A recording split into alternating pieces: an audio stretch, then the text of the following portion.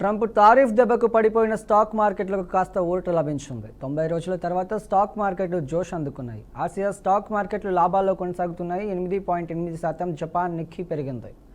Australia, Korea stock మార్కెట్లు కోలుకున్నాయి.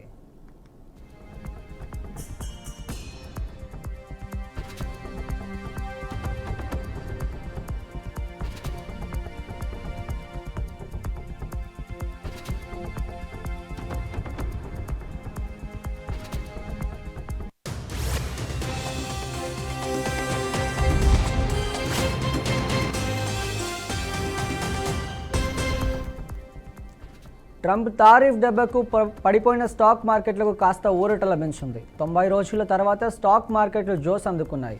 Asia stock మార్కెట్లు లాభాల్లో కొనసాగుతున్నాయి. 8.8% జపాన్ నిక్కీ పెరిగింది. ఆస్ట్రేలియా, కొరియా స్టాక్ మార్కెట్లు కోలుకున్నాయి. రైట్, దీనిపై మరింత సమాచారం మా మేనేజింగ్ డైరెక్టర్ చిదంబరెడ్డి అందిస్తారు. చిదంబరెడ్డి, చెప్పండి.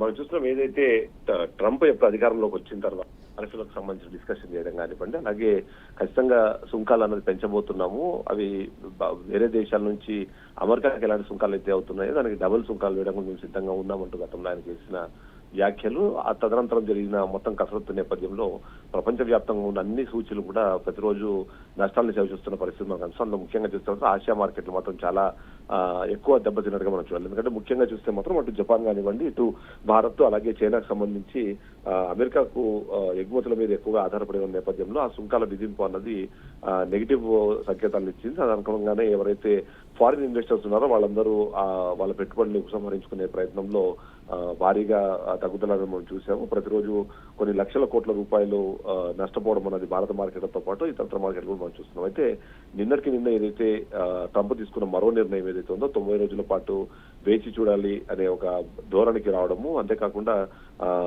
ఒక చైనా మినహా మిగిలిన అన్ని దేశాలకు కూడా ఈ వెసులుబాటు కల్పించడంతో మరొకసారి మార్కెట్లలో జోష్ పెరిగిందని మనం చెప్పాలి. భారతదేశంలో అయితే ఇవాళ మహావీర్ జయంతి సందర్భంగా స్టాక్ మార్కెట్ ఇవాళ యాక్టివ్ గా లేని నేపథ్యంలో కొద్దిగా ఇక్కడ మదుపరులు ఎలా ప్రవర్తిస్తారు లేకపోతే ఎలా వ్యవహరిస్తారు దాని మీద ఇంకా క్లారిటీ లేకపోయినా, బట్ ఆసియాలో ఉన్న మిగిలిన మార్కెట్లు ఏవైతే ఉన్నాయో నిక్కీ కానివ్వండి, ఇవన్నీ ఇప్పటికే దాదాపుగా 8-10% వరకు అప్పు ట్రెండ్ లో కొనసాగుతున్న మొత్తం కనీసం ఒక పాజిటివ్ సైన్ గా మనం చూడాల్సిన అవసరం అవుతుంది. అయితే ట్రంప్ మొదటి నుంచి కూడా ప్రపంచ దేశాలని ఇరుకున పెట్టి తద్వారా అమెరికాలో మ్యానుఫ్యాక్చరింగ్ ఇండస్ట్రీని బలపరచుకోవాలని ఒక ఆలోచనలోకి ఉన్నారు. అంతేకాకుండా ముఖ్యంగా చూస్తే ఫార్మా లాంటి రంగాలు ఏవైతే ఉన్నాయో అవి వివిధ దేశాల నుంచి కేవలం ఎగుమతులు మాత్రమే చేస్తున్నాయి. అక్కడ వాళ్ళకి ఆ కంపెనీకి సంబంధించిన ఫ్యాక్టరీలు కానివ్వండి లేకపోతే మ్యానుఫ్యాక్చరింగ్ యూనిట్స్ కానీ స్టార్ట్ చేయడానికి సుముఖంగా లేకపోవడంతో ఎప్పుడైతే సుంకాలు విధించిన నేపథ్యంలో అది ఖచ్చితంగా నష్టాలు చేకూర్చే అవకాశం ఉంది. కాబట్టి ఆయా దేశాల నుంచి ఆ కీలకమైన ఫార్మా రంగాలు మొత్తం అమెరికాకు వస్తాయన్న ఉద్దేశంతో తను ముందుకు వెళ్లిన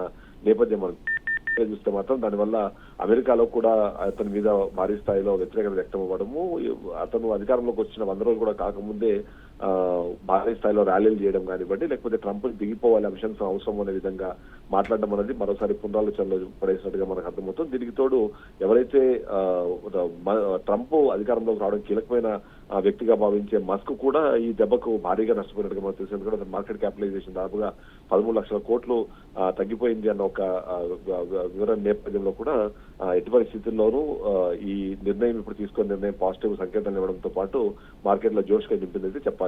kit. Right, thank you Chidambareddy.